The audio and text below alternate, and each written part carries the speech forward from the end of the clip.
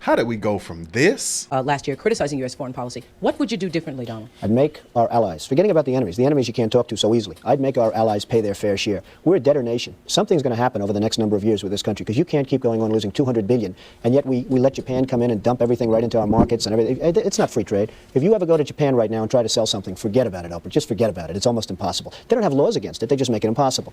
They come over here, they sell their cars, their VCRs, they knock the hell out of our companies. And hey, I have tremendous respect for the Japanese people. I mean, you can respect somebody that's beating the hell out of you, but they are beating the hell out of this country. Kuwait, they live like kings. The poorest person in Kuwait, they live like kings. And yet they're not paying. We make it possible for them to sell their oil. Why aren't they paying us 25% of what they're making? It's a joke. This sounds like political presidential talk to me, and I know people have talked to you about whether or not you want to run. Would you ever? Probably not, but I do get tired of seeing the country ripped off. Why would you not? I just don't think I really have the inclination to do it. I love what I'm doing. I really like it. Also, it doesn't pay as well. No, it doesn't. But, you know, I just probably wouldn't do it, Oprah. I probably wouldn't, but I do get tired of seeing what's happening with this country. And if it got so bad, I would never want to rule it out totally, because I really am tired of seeing what's happening with this country, how we're really making other people live like kings, and we're not. What do you think of this year's presidential race, the way it's shaping up? Well, it's going to be very interesting. I think that probably George Bush has an advantage in terms of the election. I think that probably people would say that he's got like that little edge in terms of the incumbency, et cetera, et cetera. But I think Jesse Jackson's done himself very proud. I think Michael Dukakis has done one hell of a job, and George Bush has done a hell of a job. You know, they all went in there sort of as semi-underdogs, including George Bush, and they've all come out. I think people that are around all three of those candidates can be very proud of the jobs they've done. You've said, though, that if you did run for president, you believe you'd win. Well, I don't know. I think I'd win. I tell you what, I wouldn't go in to lose. I've never gone in to lose in my life. And if I did decide to do it, I think I'd be inclined, I would say that I would have a hell of a chance of winning, because I think people, I don't know how your audience feels, but I think people are tired of seeing the United States ripped off. And I can't promise you everything, but I can tell you one thing: this country would make one hell of a lot of money from those people that for 25 years have taken advantage. It wouldn't be the way it's been, believe me. To this. Having to deal with this lie that has endangered the lives of Haitian people and anybody who looks Haitian. Everybody in America feels for that. And everybody in America, left, right, middle, has concerns about immigration. Yeah. And I'm told that Justin, where are you in the audience? Justin. Hello. In our audience. Hello, Madam Vice President. You live in Michigan. Yes, ma'am. Don't you love saying hello, Madam Vice President? I do. What's your question? It's an immigration question. My question for you is, when you become president, what would be your specific steps? Yeah, of course. What would be your specific steps to strengthening the border? So it's a wonderful and important question. You know, my background was as a prosecutor, and I was also the elected Attorney General for 2 terms of a border state.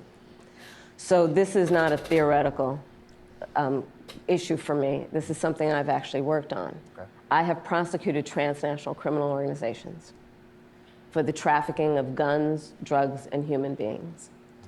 I take very seriously the importance of having a secure border and ensuring the safety of the American people. Sadly, where we are now can be traced most recently back to the fact that when the United States Congress, members of the Congress, including some of the most conservative Republicans, came up with a border security bill. And here's what that border security bill would have done. It would have put 1,500 more border agents at the border. Let me tell you, those border agents are working around the clock. It would have just been about giving them some support and relief, which is probably why the border agents actually endorsed the bill. It would have allowed us to stem the flow of fentanyl.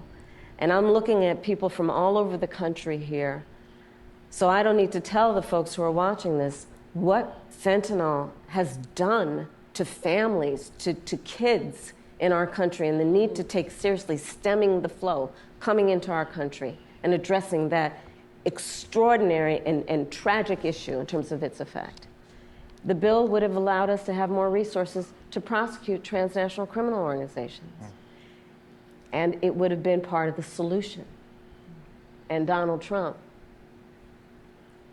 called up those folks and said, don't put that bill on the floor for a vote. He blocked the bill, and you know why? Oh my gosh. Because he preferred to run on a problem instead of fixing a problem. This woman is cow. Oh my gosh. Lies, lies, lies. And she still didn't even answer the question. Put his personal political security before border security. Oh, please. What a lie. Understand, even in the intervening Oh months, my what gosh. that bill would have done to give support to folks who care about this issue. And this again gets to the point about what does leadership really look like? And is it about you or is it about the people? Right. Is it about running on problems or fixing problems? So what's your stance? My work and my career has always been about saying, let's fix problems. Let's address the needs, because we know it's within our capacity to do that. So to answer Justin's question, now that that bill has gone and hasn't passed, will you reintroduce that? Absolutely, and when I am elected President of the United States, I will make sure that bill gets to my desk. Man, it's okay. Okay. Wow. Whatever. How do we go from that to this? Is that what you? Is that That's what you were why I saying? said that. Oh my gosh! Please. This man, if you look on one instance, wants these other countries to pay their fair share. He wants a protected country, and he wants a thriving America. This woman is in support of, and she lies. Cause I don't care. I don't listen. I don't want to hear nothing from nobody who could have made that stuff when they were there, and now they want to say this all they gonna do. Y'all. That's the point. That's the point. When you get depressed, I mean, but that's been your whole job. That man didn't block nothing. That's been your whole job since you've been there, and you have done nothing. So they said that he was the worst when it came to the border because he was kicking doors down and separating so-called families if he didn't do anything and throw it at the bill. That's a bunch of crap. It's a bunch of crap. Please, he had a whole squad going to people's doors, taking people, let's go. A bunch of crap. Come on, please don't believe the lies. Go back and do your research, great people. Go back and do your research. Do your research. Please. I don't believe nothing. I don't believe nothing this woman say. I'll be honest with you. I don't believe her. But what is her policy? Because she never answered, and that's why Oprah recapped it. Yeah. And said, oh, okay. So you mean to tell me when you become president, now even though you're there right now, when you become the president, you're going to do what you can already do? Child, please. Please. Stop believing the hype, great Stop people. the cap. Come Cappuccino. on. Come on. All right, man. 2024, be more. Talk less. We'll see you on the next one.